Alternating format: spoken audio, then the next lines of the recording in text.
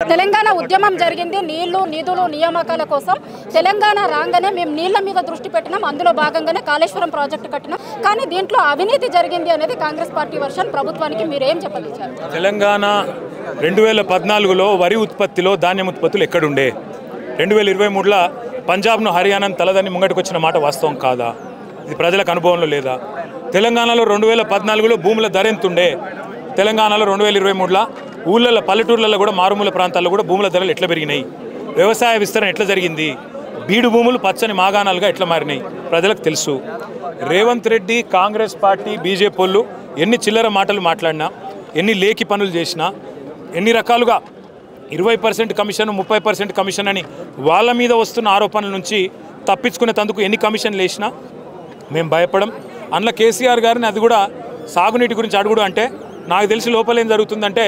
ఆ కమిషన్కు కేసీఆర్ గారు నేర్పిస్తున్నారు వాగులు వంకలు డొంకలు తెలంగాణలో నదులు చెరువులు రిజర్వాయర్లు కాలువలు ఎక్కడున్నాయి ఎట్లున్నాయి 2014లో ఎట్లుండే ఇవాళ ఎట్లయింది ఎంత విస్తరణ జరిగిందని లోపల పాఠం నడుస్తుంది ఏం ఫరక్ పడదు రేవంత్ రెడ్డి కొంత తాత్కాలికంగా కేసీఆర్ గారిని కమిషన్ ముంగట కూర్చోబెట్టి ఓ పైశాచిక శాడిస్టు ఆనందం పొందుతుండొచ్చు కానీ ఏం ఫరక్ పడదు మా ఇంటికి కూడా పీకలేడు